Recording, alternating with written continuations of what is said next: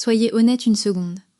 C'était quand, la dernière fois que votre femme est venue vous enlacer par derrière, vous a chuchoté quelque chose à l'oreille qui vous a fait complètement oublier ce que vous étiez en train de faire? Ou qu'elle a pris l'initiative, spontanément, sans que vous ayez rien demandé? Si la réponse qui vous vient en tête, c'est « ça remonte à plusieurs années », sachez que vous n'êtes pas seul. Beaucoup d'hommes mariés finissent par se sentir comme des colocataires presque invisibles dans leur propre maison. Et le pire, c'est qu'ils pensent que c'est normal. Ils pensent que le désir, ça s'use forcément avec le temps, que ça fait partie du contrat implicite du mariage, quelque part entre l'installation en couple et l'arrivée des enfants. Ce constat, beaucoup d'hommes le vivent sans jamais oser en parler, même entre eux. On accepte cette distance qui s'installe petit à petit. On se dit que c'est comme ça après quelques années de vie commune, surtout quand les enfants arrivent, que le travail prend toute la place, que les journées se ressemblent. On finit par considérer que le désir, dans un couple installé, c'est presque un luxe réservé au début de la relation. Sauf que ce n'est pas vrai, et c'est important de le comprendre clairement dès le départ. Mais après des années à accompagner des hommes sur ce sujet précis, voici ce que j'ai observé. Le désir ne meurt pas vraiment, il s'endort. Et la différence entre l'homme dont la femme prend l'initiative et celui qui doit constamment quémander un peu d'attention, ça tient rarement à un grand geste, un voyage de rêve ou à faire plus de tâches ménagères. Ça tient à une poignée d'habitudes quotidiennes, des choses toutes simples répétées chaque jour qui soit entretiennent la flamme, soit l'éteignent doucement sans même qu'on s'en rende compte. Dans cette vidéo, je vais vous présenter 7 habitudes concrètes qui, mises en pratique jour après jour, changent réellement la dynamique dans un couple. Pas de la théorie abstraite, mais des choses qui fonctionnent vraiment, chez moi comme chez de nombreux hommes que j'ai accompagnés. Et vous allez pouvoir appliquer ces 7 habitudes sans jamais avoir besoin d'en parler ouvertement avec votre femme. Ce qu'on ne vous dit pas vraiment quand vous êtes en train de séduire quelqu'un, c'est que l'attraction, au début, elle est automatique. On n'a pas besoin d'y réfléchir. Il y a de la tension, de l'anticipation, de la nouveauté. Tout ça est déjà intégré dans cette phase-là de la relation. Mais dans le mariage, cette attraction, il faut la recréer activement, en continu. Et la plupart des hommes ne s'en rendent compte que bien trop tard, parfois seulement au moment où les choses commencent vraiment à se dégrader. Alors voici les 7 habitudes. La première, c'est un changement de mentalité. Et il est vraiment fondamental, parce que toutes les autres habitudes en dépendent. Il s'agit de vous reprogrammer mentalement à voir votre femme, non plus comme votre femme, mais comme la femme que vous êtes encore en train de séduire. Je sais que ça peut sembler bête à première vue, mais restez avec moi. Le simple mot « épouse » traîne avec lui tout un tas de connotations. Pensez-y quand vous entendez ce mot. À quoi pensez-vous en premier?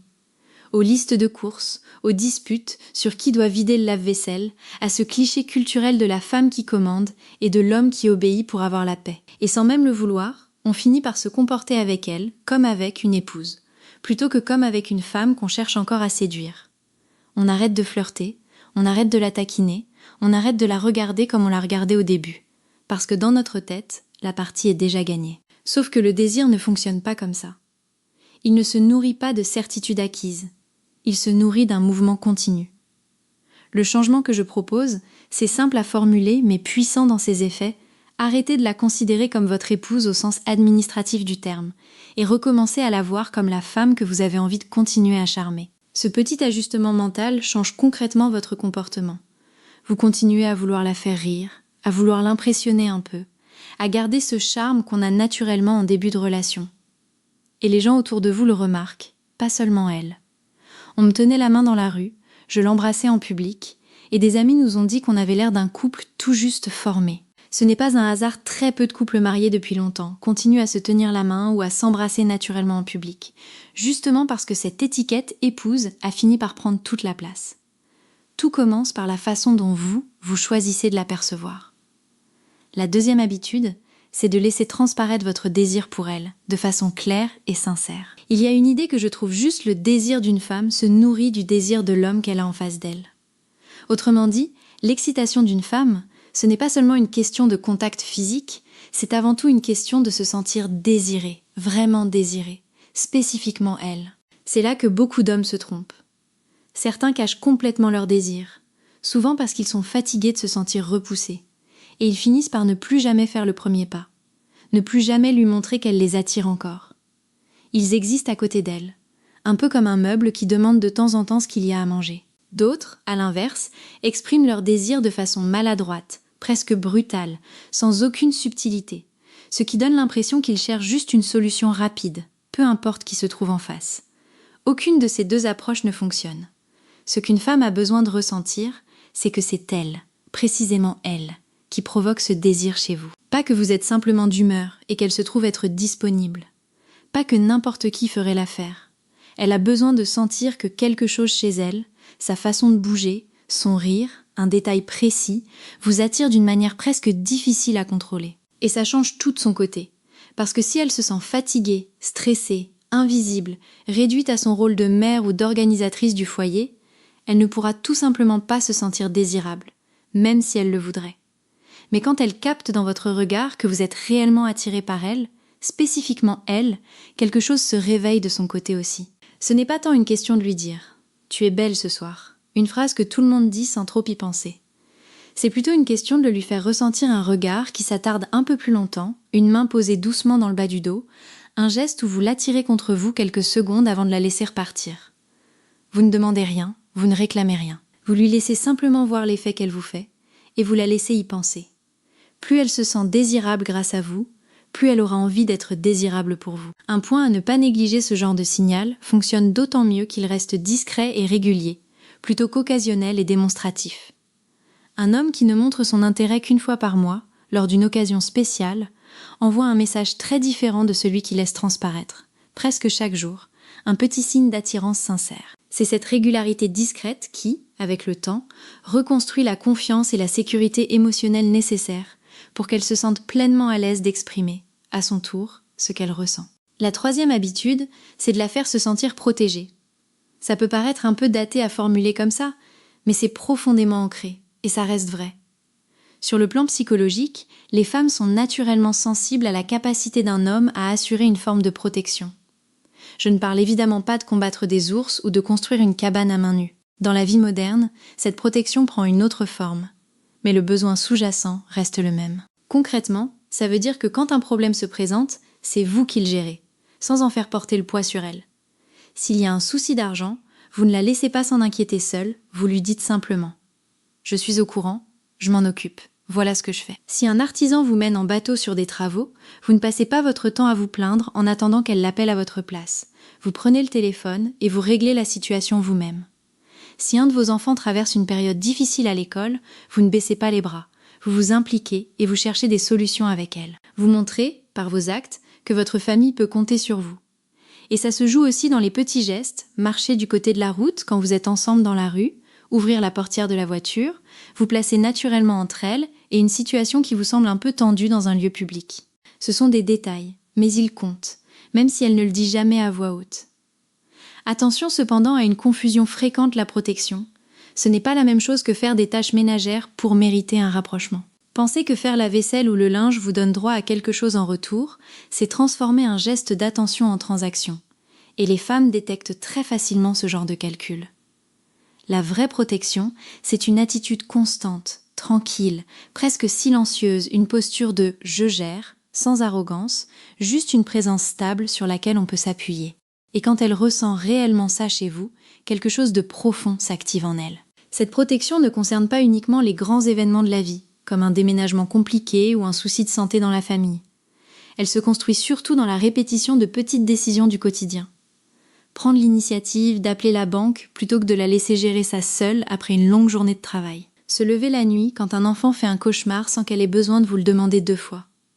Anticiper un problème avant qu'il ne devienne un sujet de tension entre vous. Ce sont des gestes qui, un par un, paraissent presque insignifiants, mais qui, additionnés sur des mois et des années, construisent une véritable sensation de sécurité chez elle. Et cette sécurité-là, contrairement à ce qu'on pourrait croire, n'éteint pas le désir, elle en pose les fondations. La 4e habitude, c'est de construire de la tension, sans chercher à la relâcher immédiatement. C'est probablement l'habitude la plus oubliée chez les couples mariés, parce qu'au tout début d'une relation, cette tension est automatique. On ne sait jamais quand viendra le prochain rapprochement. Il y a de l'incertitude, de l'attente. Mais dans le mariage, beaucoup d'hommes éteignent cette tension dès qu'elle apparaît. Ils flirtent une fois, et dès qu'ils sentent une réponse positive, ils essaient immédiatement de conclure. C'est un peu comme un pêcheur qui, dès qu'il sent une touche, tire trop fort sur la ligne et fait perdre le poisson. Concrètement, il s'agit de semer de petites étincelles tout au long de la journée. Un regard un peu plus appuyé à travers la pièce, un message qui laisse deviner quelque chose sans jamais être trop direct, une main posée sur sa hanche en passant près d'elle dans la cuisine, un contact visuel qui dure une seconde de plus que d'habitude. Et ensuite, vous reprenez simplement ce que vous étiez en train de faire. Vous laissez le moment flotter, vous laissez son imagination faire le reste, parce que c'est précisément dans cet espace, entre ce qui se passe et ce qui pourrait se passer, que vit le désir. La plupart des hommes se précipitent vers la conclusion, alors que les femmes, elles, sont souvent plus stimulées par l'attente, la montée progressive, l'incertitude du moment. C'est d'ailleurs pour ça que les romans à l'eau de rose fonctionnent tellement bien. Ce n'est pas la scène finale qui capte l'attention, c'est tout ce qui la précède. Un couple a besoin de cette forme de tension. Pas de conflit, pas de drame, mais une tension positive, une sorte de courant sous-jacent qui la fait penser à vous dans la journée, se demander ce que vous pensez, revivre un regard échangé plus tôt. Et le soir venu, cette tension accumulée toute la journée fait toute la différence. La 5e habitude, c'est de montrer, dans le monde extérieur, que vous êtes un homme sûr de lui et posé. Voici quelque chose que beaucoup d'hommes n'aiment pas entendre. Votre femme observe constamment, souvent sans même s'en rendre compte, la façon dont les autres réagissent face à vous. C'est une forme de sensibilité sociale très présente chez les femmes, une attention fine à la dynamique de groupe, à qui respecte qui, à qui est écouté ou non. Elle remarque comment les autres hommes se comportent avec vous, s'ils vous respectent naturellement ou s'ils vous ignorent. Et oui, elle remarque aussi comment les autres femmes réagissent en votre présence, pas nécessairement par insécurité, mais parce que ça confirme, quelque part, qu'elle a fait le bon choix. Attention, il ne s'agit absolument pas de flirter ouvertement avec d'autres personnes devant elle. Ce serait à la fois irrespectueux et contre-productif. Il y a une différence énorme entre draguer et simplement être quelqu'un de sociable et à l'aise avec les autres. Quand vous entrez dans une pièce, sans vous cacher dans un coin avec votre téléphone, quand vous êtes capable de tenir une conversation agréable avec à peu près n'importe qui, votre femme le remarque. Être introverti n'a rien de problématique en soi. Beaucoup de gens le sont naturellement. Mais il y a une vraie différence entre un introverti calme et posé, qui n'a pas besoin d'être le centre de l'attention parce qu'il est simplement bien dans ses baskets, et quelqu'un de renfermé par manque de confiance, qui espère secrètement que personne ne lui adresse la parole. Cette différence se ressent, même sans mots. Quand elle vous voit évoluer avec aisance parmi les autres, quand elle sent que vous inspirez naturellement du respect, elle se souvient pourquoi elle vous a choisi, et elle a envie de continuer à vous garder proche d'elle. Le désir qu'elle a pour vous ne se limite pas à ce qui se passe à la maison. Il est aussi nourri par la façon dont vous existez dans le monde en général. La 6e habitude demande un peu plus d'honnêteté envers soi-même, mais elle est extrêmement concrète. Il s'agit de faire attention à ce qu'on pourrait appeler ces petits dégoûts personnels, ces détails précis, parfois presque irrationnels, qui coupent net le désir chez elle, et dont elle ne parle presque jamais ouvertement. Toutes les femmes ont ce genre de petites choses qui les font grimacer intérieurement, et bien souvent, elles ne le disent pas directement, par gêne, ou simplement parce qu'elles n'ont pas toujours conscience du lien entre ce détail et la baisse de leur désir. Il y a évidemment l'hygiène de base, être propre, soigné, bien habillé, ne pas donner l'impression de sortir tout droit d'une corvée de jardinage. Mais au-delà de ça, chaque femme a sa propre liste de petits agacements très personnels. Ça peut être une posture, un vêtement mal ajusté, une habitude à table, un détail de toilette laissé traîner dans la salle de bain. Ce genre de détail, aussi minime soit-il, peut faire retomber d'un coup toute l'attirance accumulée par ailleurs, même après une journée entière où vous avez été parfaitement charmant et attentif. La bonne habitude à prendre, c'est simplement d'observer ses réactions, de repérer ce petit moment où elle grimace légèrement ou détourne le regard, et de corriger ce détail plutôt que de l'ignorer. Bien sûr, elle a probablement aussi ses propres petites imperfections qui pourraient vous agacer.